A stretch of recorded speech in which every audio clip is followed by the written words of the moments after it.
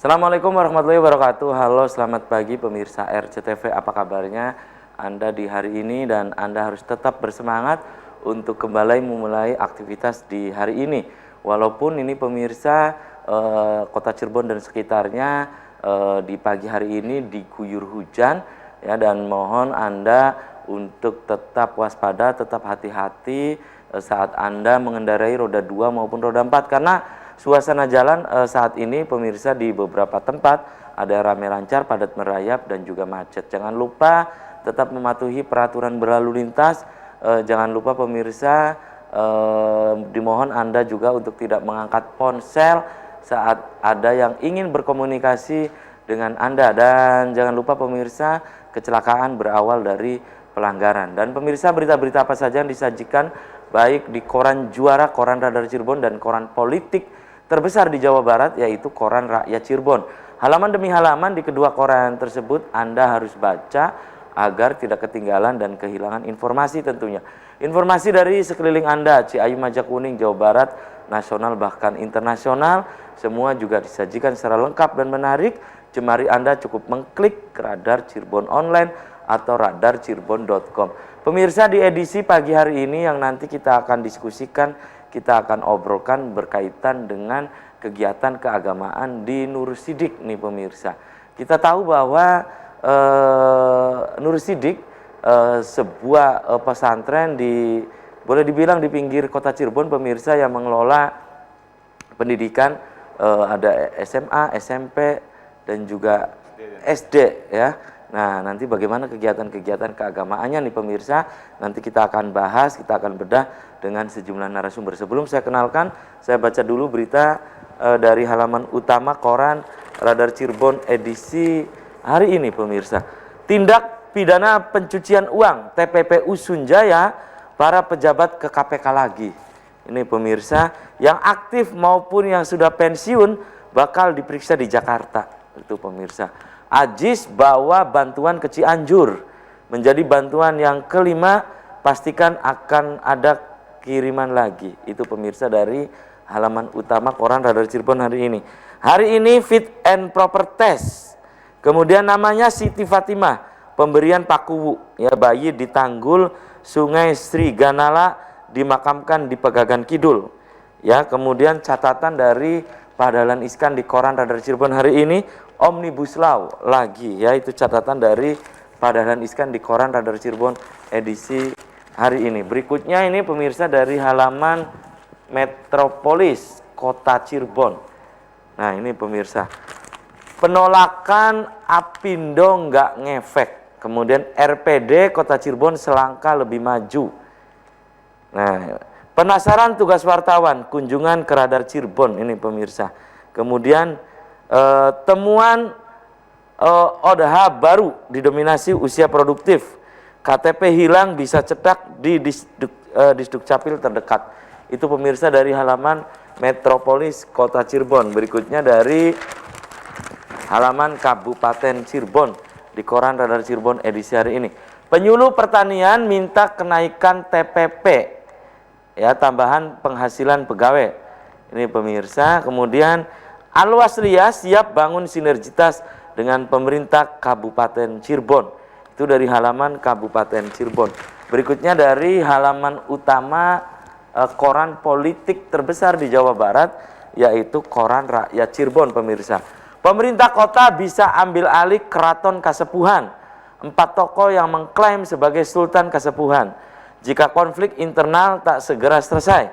Kemudian PDAM Tirta Jatinata genjot pelayanan.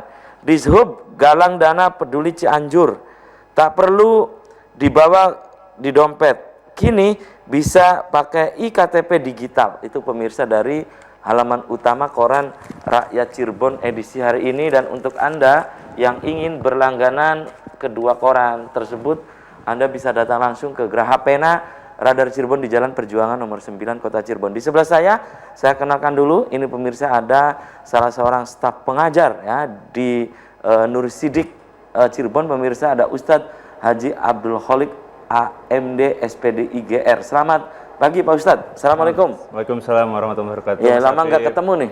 Ya, lama nggak ketemu. Berapa Iya. bulan ini? Iya, Oke, terima kasih nih. Lebih dari 1 bulan.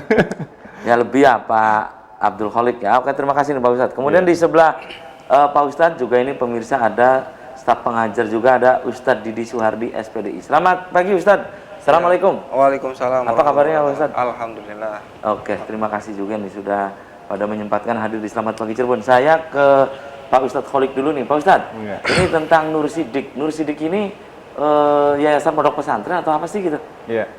Nur Sidik adalah satu lembaga yayasan di kota Cirebon yang di dalamnya menaungi beberapa divisi lembaga lagi, yaitu ada divisi pondok pesantren, kemudian ada divisi formal atau sekolah dari tingkat playgroup, ada TK, ada SMP, ada SD, ada SMP, ada SMA. Nah, kemudian penamaannya itu adalah SMA Islam Terpadu Nur Sidik, SMP Islam Terpadu Nur Sidik, SD Islam Terpadu Sidik, TK Islam Terpadu Sidik, dan Pondok Pesantren Sidik. Oke, ini pondok pesantren dengan sekolah ya, memadukan itu. Nah ini nggak kadang kan misalnya di pesantren, tapi kan jam 7 juga harus siap-siap untuk sekolah kan. Nah itu bagaimana cara memanage itunya, Pak Ustadz Kholik? Ya, jadi di kami itu anak-anak setiap hari punya jadwal kegiatan. Ada yang namanya daily activity, dari mulai bangun tidur. Bangun tidur diharuskan pukul berapa itu? Pukul 3:30 ya. 3:30 harus sudah bangun. Karena kita ada salat tahajud dulu, kemudian salat subuh berjamaah, kemudian paginya ada pembiasaan, baik itu pembacaan nazom, hadis, Al-Quran, dan sebagainya. Kemudian lanjut dengan persiapan pribadi seperti mandi, sarapan pagi, baru jam 7 harus sudah ada di sekolah untuk mengikuti kegiatan pembelajaran. Setiap hari harus dilakukan begitu? Setiap hari, sampai dengan jam 10 malam baru tidur. Gitu ya. Iya. Dan Pak Ustadz Kholik kan sebagai staf pengajar di situ ya. Iya. Itu santri itu dari mana saja Pak? Santri, alhamdulillah kita tersebar dari berbagai daerah ya. Mayoritas ya dari Cirebon ada, dari Indramayu, dari Majalengka, Kuningan, sampai ke luar kota. Sampai luar kotanya mana gitu? Luar kota ya ada Jakarta, Bandung. Jakarta, Bandung. Ya, kemudian dari Jawa Tengah, Jawa Timur, ada juga. Sampai juga ke Sumatera ya, ada Jambi, Sulawesi, Kalimantan, sampai bahkan luar negeri ada. Dari mana luar negerinya? Dari Singapura. Singapura ada? Ya. Pada mondok sambil sekolah? Mondoknya saja di situ? Mondok dan sekolah. Mondok dan sekolah. Ya, oke, tahan dulu nih Pak Ustadz Kholik, saya ke Pak Ustadz Didi nih. Pak Ustadz Didi, nah ini kalau di pesantren kurikulumnya bagaimana sih di Nur Sidik? Untuk masalah kurikulum di Pondok Pesantren Nur Sidik ini memakai kurikulum terpadu. Artinya diharuskan kalau misalkan ingin keterpaduannya itu menyatu, siswa atau santri ini dari mulai SD, SMP, SMA itu di Nur Sidik. Sehingga nantinya output daripada alumni itu memahami secara komprehensif daripada kurikulum itu sendiri. Jadi pertama kurikulumnya itu kita ikut kepada Kemenag, Kementerian Pendidikan, dan juga di samping itu kita campurkan mix dengan kurikulum yang ada standarisasi sendiri dari Nur Sidik. Bedanya apa antara kurikulum pendidikan nasional, Kemenag, dan juga kurikulum Nur Sidiknya itu sendiri? Ada sedikit perbedaan yang mana menonjol di sini. Kita bisa lihat bahwa kurikulum yang dirancang di Nur Sidik itu sangat mendukung, bukan berarti tidak mendukung kurikulum pemerintah gitu ya. Cuman di sini kita akan mensiasati apa sih kekurangan-kekurangan yang ada di kurikulum pendidikan, kurikulum Kemenag, sehingga nantinya pada saat outputnya santri-santri itu maksimal dalam masalah kurikulum. Seperti gitu ya. Jadi ini kalau selesai sekolah nih, baik SD, SMP, SMA ya, mereka itu tetap layaknya santri gitu, ya hafalan apa gitu, kemudian sampai malam itu Pak Ustadz Kholik? Iya, jadi ada dua kategorian. Jadi untuk santri, kita menyebut semua siswa atau peserta itu santri. Dari mulai yang playgroup TK, SD, SMP, SMA. Tapi untuk usia yang TK atau playgroup dan SD itu mereka PP, pulang ke rumah. Ya. Sedangkan untuk yang SMP dan SMA mereka yang menginap atau asrama lah ya. berasrama ya. Oh, di situ. Seperti Jadi itu. kalau SMA harus di situ. Ya, Diwajibkan? Wajib. SMP, SMA wajib untuk di situ. Oke, tahan dulu Pak Ustadz Kholik dan juga Pak Ustadz Didi Suwardi, dan pemirsa, selamat pagi Cirebon akan segera kembali tetap di RCTV. Pak Ustadz, diminum Pak Ustadz.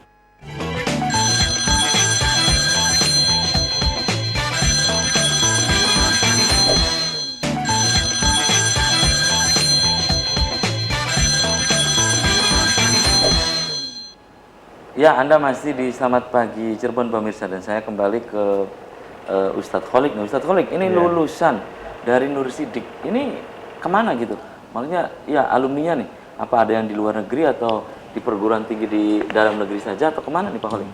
Ya, tentunya untuk lulusan-lulusan dari Nur Sidik ini, mereka banyak terserap di berbagai perguruan tinggi, ada yang negeri dan swasta, dalam dan luar negeri. Di luar negerinya kemana Pak? Di luar negeri kita ada santri kita yang ke Mesir, Oh, di Mesir. Kairo, Mesir. Di Al-Azhar, Al-Azhar, ya. Kemudian ada yang di Universitas Kebangsaan Malaysia, UKM. ya. Kemudian ada yang di Tiongkok, Cina, ya, di Cina. Kemudian ada yang mencoba juga di beberapa universitas yang lainnya di luar negeri. Itu ya. Kemudian kalau di dalam negerinya, Pak Ustadz Didi Suwardi ini banyak di mana berkiprahnya banyaknya itu atau melanjutkan studinya? Untuk semua santri itu kan seperti yang disebutkan dari sama Ustadz Abdul Kholik, bahwa tersebar di berbagai daerah gitu kan. Kelebihan daripada Nur Sidik itu yang mana SMA-nya itu dari SMA Islam Terpadu, bukan berarti lulusannya itu harus masuk ke universitas Islam gitu kan. Artinya mereka ini bisa masuk ke universitas yang umum. Bukan melulu ke IAIN misalnya, seperti itu. Artinya mereka secara otomatis dan juga tidak langsung mampu bersaing dengan anak-anak atau siswa-siswa yang notabene sekolah di sekolah umum gitu. Itu kelebihannya. Seperti kita ada beberapa alumni dari SMA itu ke ITB. Oh, ke ITB. Oh, luar biasa. Itu kan membuktikan, dan juga itu dia anaknya itu akselerasi. Akselerasi dalam artian hanya mengenyam 4 semester. 4 semester ya Ustaz Abdul Kholik. Ya, oh, di sana itu hanya 2 tahun berarti ya, di ITB. Enggak, maksudnya di sekolah SMA-nya. Oh, di sekolah. Oke, terus masuk ke ITB. Masuk ke ITB. Dan juga sekarang alhamdulillah masih semester 4 atau 5 gitu kan. Itu yang pertama di ITB. Ada juga yang ke UI, ada juga yang ke IPB. Pokoknya seperti itu. Pokoknya perguruan tinggi bergengsi lah ya. Nah, Dan kalau hari Jumat kebiasaan di Nur Sidik sendiri, kegiatan keagamanya apa Pak Ustadz Kholik? Ya. Hari Jumat nih. Hari Jumat ya. Ya, seperti di hari ini. Anak-anak biasanya kalau yang untuk di pesantren atau sekolah, mereka melakukan pembiasaan-pembiasaan seperti kegiatan tahsin dan tahfidz Quran. Setiap pagi itu mereka pembiasaannya ada. Bukan hanya Jumat? Bukan hanya Jumat, setiap pagi. Bukan hanya hari Jumat? Iya. Mereka setor atau gimana itu? Mereka pembiasaan dulu, kemudian ada dijadwalkan khusus untuk waktu setorannya. Nah, kemudian untuk hari Jumat sendiri, mereka juga ada kegiatan kebersihan, untuk membiasakan diri mereka supaya peduli terhadap kebersihan lingkungan. Ya. Dan itu ya ada kegiatan sholat duha berjamaah yang biasa memang setiap hari kita lakukan. Dan pembiasaan biasanya jam 9? Jam 10. Jam 10. Kita menjadwalkannya jam 10 ya. Kemudian nanti masuk pembelajaran dan sholat Jumat berjamaah. Terus setelah sholat Jumat berjamaah ini yang mungkin berbeda. Apa itu? Dengan yang lain barangkali kita ingin menekankan kepada anak-anak supaya punya akhlak terhadap gurunya. Nah, ini nih yang hilang dari kita saat ini. Ya, jadi tentang akhlak ini. Ya, karena pendiri kami, pendiri Nur Sidik ini sudah almarhum ya, ya Haji Abah Gumara Ade sudah wafat, sehingga setiap ba'da Jum'ah kita biasakan anak-anak untuk ziarah dan membacakan tahlil untuk beliau. Itu bagian daripada mereka bagaimana menghormati gurunya. Iya, menghormati gurunya ya. Oke, dan Ustadz Didi, ini kegiatan hafal Quran itu ya, setiap hari bukan hanya Jumat ya, bukan hanya di Jumat. Itu dari pukul berapa hingga pukul berapa sih? terlebih daripada hafalan itu kita tidak bisa memastikan secara langsung, namun ada jadwal, ada jadwal. Nah, di samping jadi jadwal itu kita berbicara masalah pribadi dulu. Itu terserah santri ini bisa menghafalkannya itu bisa ba'da maghrib, ba'da subuh, atau di waktu-waktu mereka senggang gitu kan. Tapi adapun untuk waktu khusus, kita ada di jam sebelum zuhur, itu dari jam 9 dari jam 9 sampai jam 12 zuhur lah, itu mereka hafal Quran. Ada yang misalkan bagian minggu pertama mereka hafalan, minggu selanjutnya mereka murojaah, lalu per bulan juga ada yang namanya semaan. Semaan. Semaan itu apa? Jadi anak-anak yang sudah dikategorikan hafal 5 juz, 10 juz gitu kan. Lah ya. Nah, diapiki jadi. Lah. Benar enggak si anak itu hafal seperti itu, 5 juz, 4 juz. Artinya jangan hanya Nanti ada teman-temannya di situ. Coba ada teman-temannya, ada teman-teman. Maunya panjang pendeknya itu panjang di ini pendeknya. ya. Jadi semaan ya. Istilahnya jangan kita memperbagus cover, tapi kualitasnya tidak ada. Jadi kita di sana mengupayakan anak-anak itu gimana caranya supaya benar-benar hafalannya itu punya kualitas gitu. Jadi adanya semaan per tiap bulan. Dan itu biasanya dihadiri juga sama pengasuh. Oh, semaan itu. Pengasuh. Dan itu di ini juga. Semaan itu di aula atau di mana itu tempatnya biasanya? Kalau tempatnya semaan fleksibel, Al-Qur'an itu. Fleksibel bisa di masjid atau di aula. Tapi banyak kan, bukan hanya 1-2 santri berarti? Ada beberapa. Iya, ada beberapa ya. Karena yang bisa disemak itu yang udah 5 juz atau 10 juz. Ustaz Kholik, kalau untuk menumbuhkan karakter anak tadi ya, akhlak gitu ya, budi pekerti yang baik, menghormati orang tua. Selain yang tadi itu di sekolah apa? Di sekolah yang model kayak SMP, SMA itu, kemudian SD apa itu, ditanamkan apa gitu? Ya, jadi di lembaga kami, di pesantren atau di sekolah, Nurul Sidik itu mereka juga ditanamkan tentang jiwa leadership atau kepemimpinan. Oh, gitu ya. Melalui berbagai organisasi yang ada, kemudian mereka diajari di situ juga. Diajarin, ya, dari mulai bagaimana cara berorganisasi, kemudian dari pemilihannya juga, ya, ada pemilihan umumnya seperti itu. Jadi sampai mereka bagaimana melaksanakan tugas-tugas sebagai pengurus organisasi, baik itu OSIS, OSIP ya kalau di pesantren. Nah, kalau di sekolah OSIS namanya, kemudian ada organisasi yang lainnya seperti pramuka dan sebagainya. Nah, selain itu mereka juga dibekali dengan beberapa keterampilan. Ya, diantaranya misalnya mereka keterampilan dalam menguasai teknologi, kemudian untuk seni budayanya mereka dilatih untuk bagaimana membuat suatu karya yang bermanfaat untuk dirinya dan untuk orang lain khususnya ya, yang memiliki benar-benar jiwa seni yang luar biasa. Selain itu juga mereka diberikan satu bentuk keterampilan, keterampilan tentang berwirausaha. Oh, berwirausaha. Nah, seperti itu. Dari mulai mereka membuat satu itu dari SMP atau SMA itu berwirausaha? Di SMP ada, di SMA-nya juga ada. Jadi semua santri yang ada di Nurul Sidik ini kita bekali untuk itu. Karena kita tahu setelah mereka nanti lulus misalnya dari Nurul Sidik, tentunya mereka juga harus punya bekal tersendiri, kemampuan tersendiri untuk bagaimana dia bisa menjalani kehidupan selanjutnya, ya, kehidupan setelah selesai mengenyam pendidikan SMP atau pendidikan SMA di luaran sana gitu. Baik, oke, dan saya kembali ke Pak Ustadz Didi Suhardi nih. Pak Ustadz Didi, ini kegiatan keagamaan ya, itu khusus hari Jumat atau memang sehari-hari juga ada? Kalau kekhususan hari Jumat, keagamaan ya, keagamaan itu ya setiap di sekolah atau di dua-duanya? Dua-duanya. Kalau di pondok itu tiap hari Jumat selain dari yang disampaikan Ustadz Abdul Kholik, ada juga pembiasaan surah Al-Kahfi. Itu di ba'da subuh. Pembacaan surah Al-Kahfi, Al-Waqiah, Ar-Rahman dan juga Rotibul Hadad. Nah, kenapa sih pembacaan surah Al-Kahfi tidak Al-Mulk, tidak Al-Baqarah atau surah-surah lainnya gitu kan? Kenapa ini gitu? Ada keistimewaan sendiri. Sebagaimana hadis Nabi bahwa barang siapa yang membaca surah Al-Kahfi di hari Jumat, dia pertama akan mendapatkan wajah yang berseri-seri selama 2 minggu ke depan, selama 1 minggu ke depan, sama sepekan. Yang kedua, dia akan terhindar dari fitnah. Sekarang kan itu kan zaman dimana wah luar biasa fitnah ya.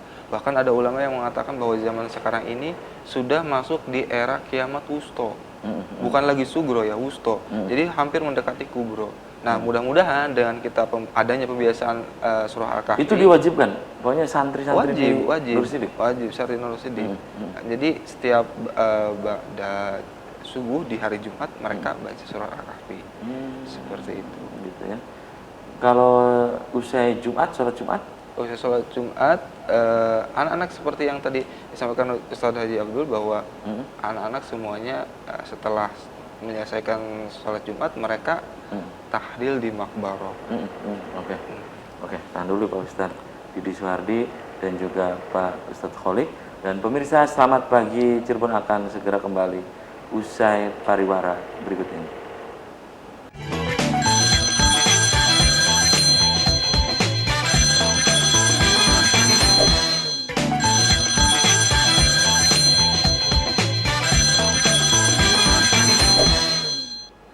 Ya, selamat pagi Cirebon, masih di hadapan Anda pemirsa, dan topik yang sedang kita diskusikan di pagi hari ini kegiatan keagamaan di Nur Sidik pemirsa. Ada Ustadz Haji Abdul Kholik AMD SPD IGR nih pemirsa sebagai salah satu staf pengajar, kemudian juga ada staf pengajar yang lain, ada Ustadz Didi Suhardi SPDI, dan kembali saya ke Pak Ustadz Kholik. Pak Ustadz Kholik, ini santri dibekali keterampilan ya. Ini tujuannya apa gitu? Ya, tujuannya mereka ketika nanti beradaptasi di masyarakat, lulus dari Nur Sidik, mereka bisa bertahan dengan satu keterampilan yang mereka miliki, ya. Di antaranya yaitu mereka kita bekali bagaimana menguasai teknologi, di antaranya seperti desain grafis. Oh, desain grafis? Iya, mereka diajarkan itu membuat poster, undangan, dan lain sebagainya yang berhubungan dengan desain grafis. Itu salah satu keterampilan keterampilan yang diajarkan kepada santri-santri Nur Sidik gitu ya. Nah, selain itu mereka juga selain desain grafis apa lagi? Selain desain grafis mereka juga dibekali dengan keterampilan berbahasa. Oh, berbahasa. Berbahasa Inggris, Arab. Ya. Bahkan di Nur Sidik itu tidak hanya santrinya, tapi gurunya juga, ustaznya juga diberikan pembinaan pelatihan bahasa. Setiap hari Sabtu itu kita rutin. Apa ada di Nur Sidik itu di hari-hari tertentu harus menggunakan bahasa Arab atau bahasa Inggris gitu? Untuk sejauh ini kita masih tahap pembelajaran dan nanti akan mengarah ke sana. Tapi untuk daily activity bahasanya kita berikan setiap minggu ada jadwalnya, kita kasih jadwal untuk pembahasan itu. Oke, Pak Ustadz Kholik, itu keterampilan ada lagi tidak selain yang tadi disampaikan? Bahasa, desain grafis, ada lagi nggak selain itu? Ya, selain itu mereka juga dibekali dengan ilmu komunikasi dalam menyampaikan orasi atau ceramah, seperti dai ya. Jadi mereka diajari juga terampil dalam berbicara atau public speaking ya, berpidato di depan orang banyak gitu kan ya. Jadi harapannya mereka ketika nanti di luaran sana bisa menjadi seorang yang aktif di dalam menyampaikan suatu kebaikan ya untuk orang banyak, dan tidak canggung atau tidak down ketika berbicara di depan orang banyak. Jadi diajari juga teori-teorinya ya? Diajari juga. Dibekali juga ya? Nah, saya ke Ustadz Didi Suhardi lagi nih. Pak Ustadz Didi, ini kegiatan keagamaan yang tadi disebutkan itu ya. Nah, ini tentunya terprogram juga terpola dengan baik ya. Dan itu tujuannya apa sih yang tadi Anda sampaikan itu? Tujuan utama dan paling utama daripada adanya semua aspek keagamaan yang ada di pondok pesantren itu satu, Pak. Yakni ridhonya Allah Subhanahu wa taala.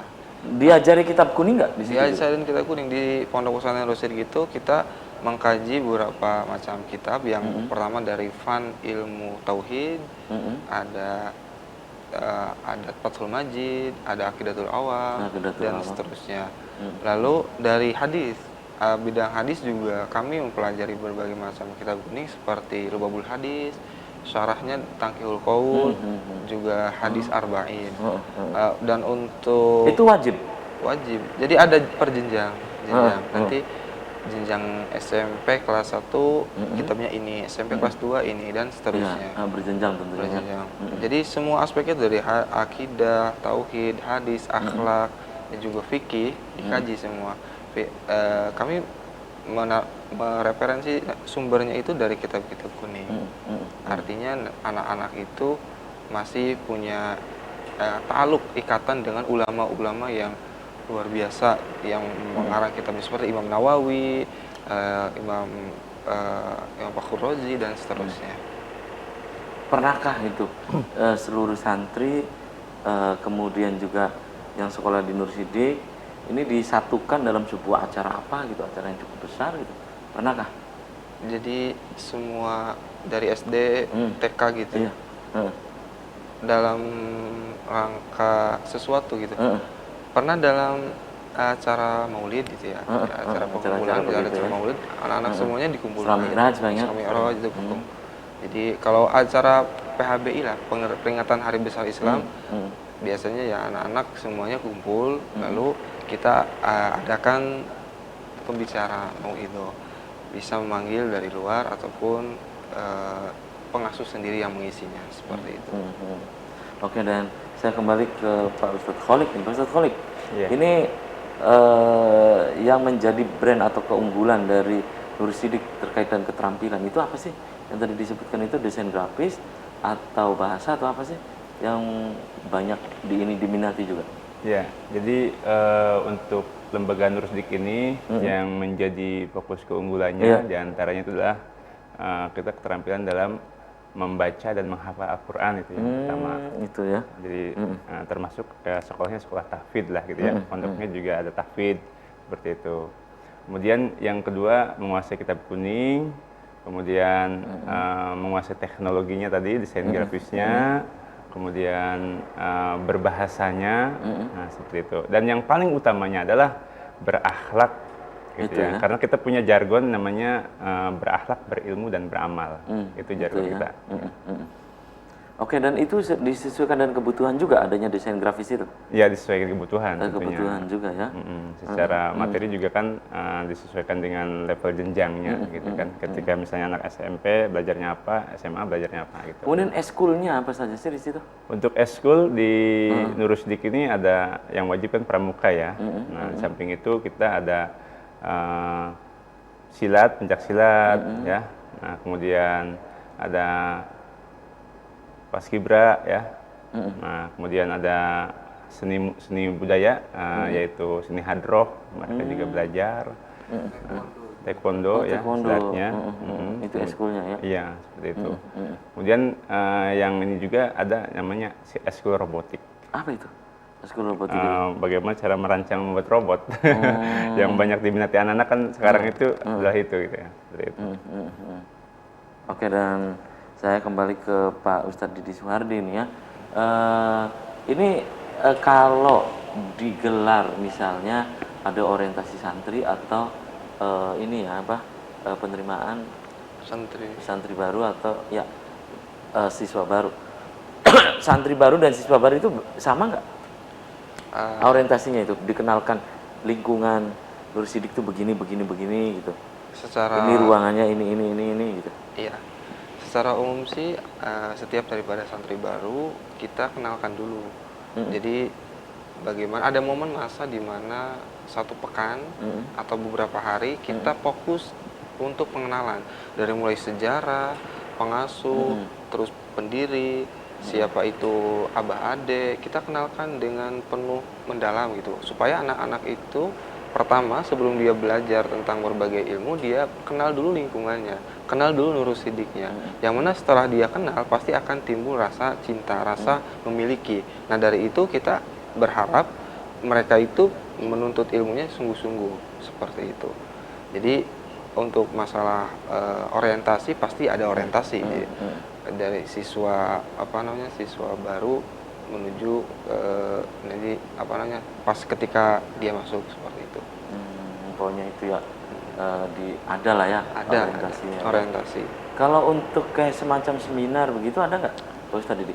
Untuk seminar itu di pondok pesantren biasanya per tiap bulan di minggu ketiga Oh, ada itu gitu ada yang namanya diskusi ilmiah, Iya, Pak. diskusi ilmiah gitu. Diskusi ilmiah, jadi seluruh anak ini kan kalau di pondok itu ada kelas ula, usto, sama ulia. Itu kan berbagai jenjang di sekolah, kalau misalkan kelas 1, kelas 2, kelas 3 lah, katakanlah seperti itu.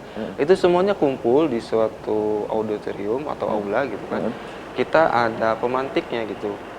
Misalkan minggu ini bulan ini jadwalnya ustadz siapa, tapi kebetulan biasanya sama ustadz yang lain, ada Ustadz Tirmizi, beliau itu mengadakan diskusi ilmiah. Jadi anak itu dilatih bagaimana jadi moderator, bagaimana jadi notulen. Iya. Nah, dan juga disampaikanlah diskusi ilmiah tentang Membahas tantangan-tantangan. isu-isu update atau apa? Nah, untuk masalahnya itu kita sejalan dengan istilahnya yang sedang apa sih tantangan yang ada di masa sekarang, ataupun juga kita bisa membaca ke arah masa depan. Seperti bagaimana menjadikan santri itu bukan hanya berwawasan agama yang mendalam, tapi mereka itu juga punya karakteristik menguasai teknologi, Itu ya. ekonomi, bidang pangan. Mereka juga tidak, artinya melek lah katakanlah seperti itu. Kemudian kegiatan literasi jalan kan nih Pak Ustadz Kholik di situ di Nur Sidik, kegiatan literasi itu. Untuk kegiatan literasi di Nurul Sidik, alhamdulillah sejauh ini dalam pembelajaran sudah pasti ya itu ada kegiatan literasinya, karena di Nurul Sidik juga kita difasilitasi ada yang namanya perpustakaan. Kemudian mereka juga, ini yang menarik nih, Apa itu? di kelas itu kita ada yang namanya smart class.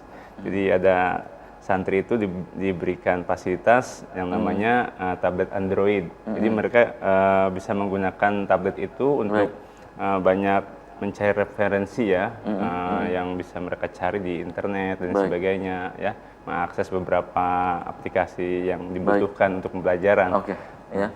Kegiatan literasi juga berjalan. Berjalan, ya. Oke, tahan dulu nih Pak Ustadz Kholik dan juga Pak Ustadz Didi Sunardi. Dan pemirsa, selamat pagi Cirebon akan segera kembali setelah jeda iklan berikut ini.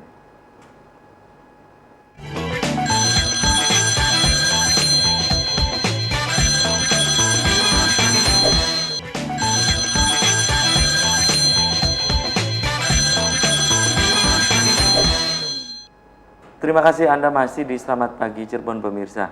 Edisi hari Jumat ini saya masih bersama staf pengajar dari Nur Sidik ya, Kota Cirebon pemirsa. Ada Ustadz Haji Abdul Kholik, AMD SPDI GR ya. Kemudian juga ada Ustadz Didi Suhardi SPDI. Dan saya kembali ke Ustadz Kholik nih. Pak Ustadz, ini beasiswa yang tersedia di Nur Sidik ini dari mana saja sih? Beasiswa untuk peserta didik atau santri yang berprestasi itu. Ya, untuk beasiswa yang diberikan kepada santri, santri-santri Nur Sidik itu ada beberapa kategori, Mas Apip.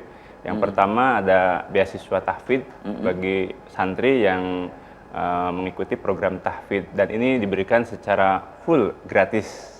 Jadi awal sampai akhir ya. Ini dari mana itu? Itu beasiswa? Dari yayasan. Dari yayasan.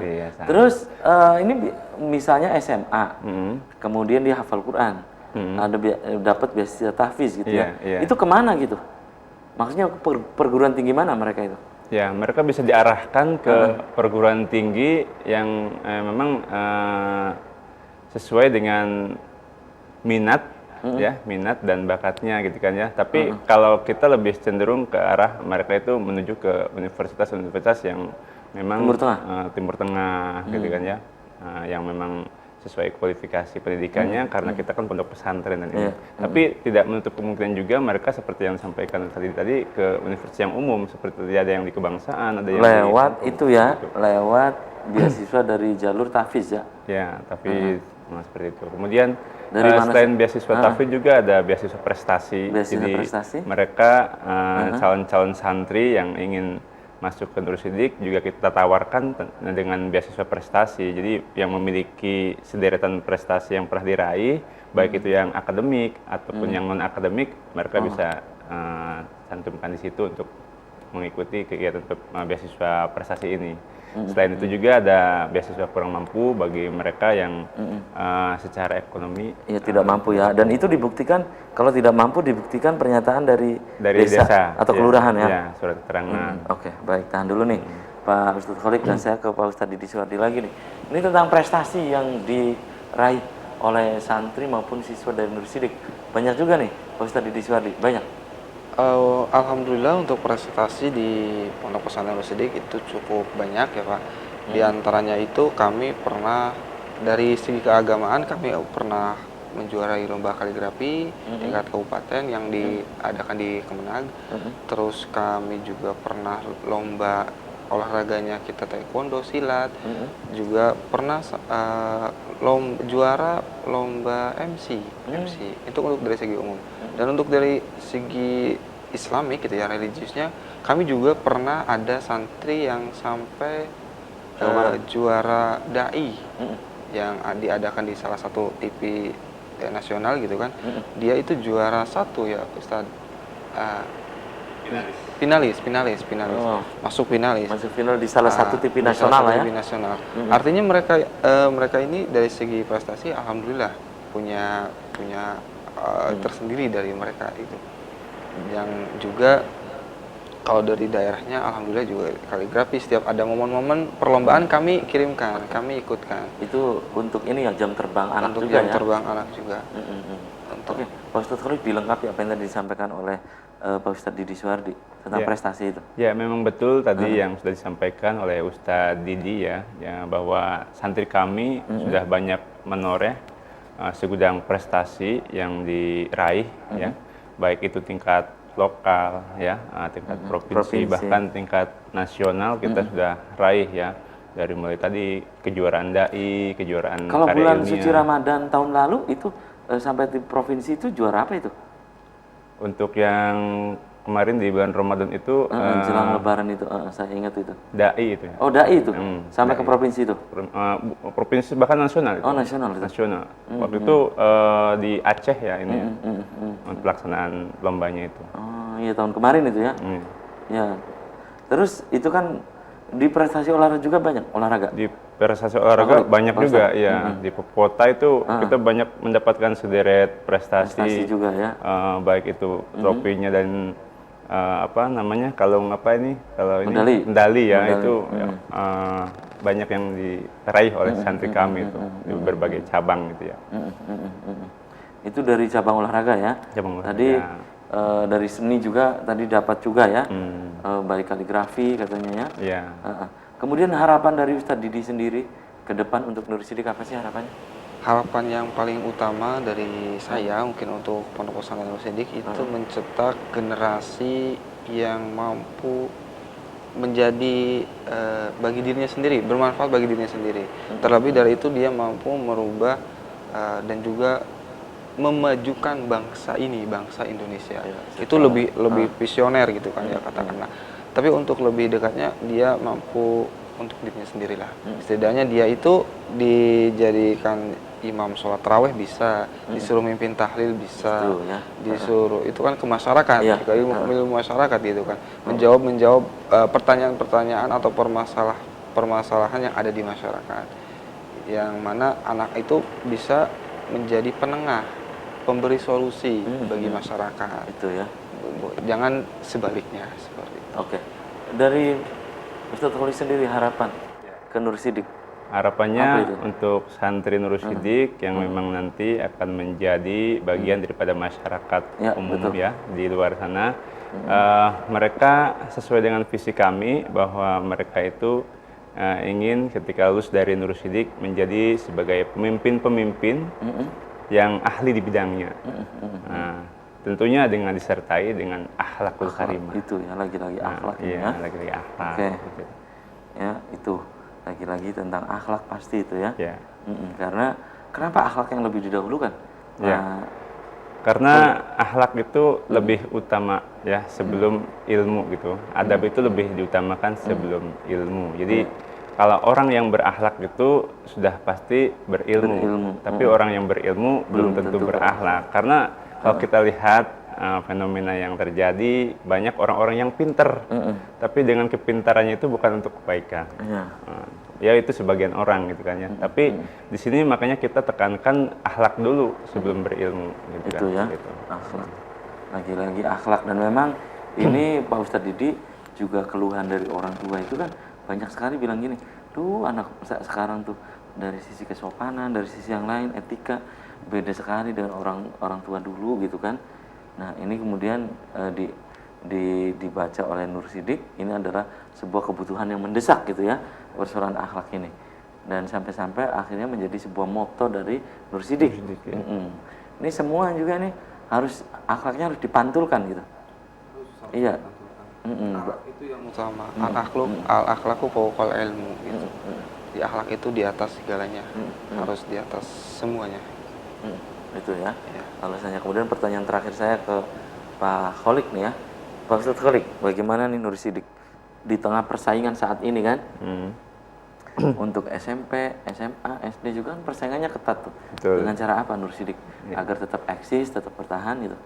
Ya tentunya kami Nur Sidik melakukan berbagai inovasi. Iya, berbagai inovasi, perbaikan terus-menerus gitu ya. Pelayanan terutama kepada para orang tua, wali santri, kepada santri yang tentunya mereka menitipkan anaknya di lembaga kami, punya harapan besar ya ketika lulus dari lembaga Nur Sidik ini bisa menjadi anak yang sesuai dengan harapannya, seperti itu. Jadi pelayanan kami tingkatkan, kemudian fasilitas juga kami lengkapi ya sarana prasarananya, kemudian kita melakukan inovasi program yang berbeda barangkali dengan yang lainnya, seperti misalnya di kami itu ada program SKS, sekolah kredit semester itu ya, kemudian ada program tahfidnya. Dengan program apa tadi?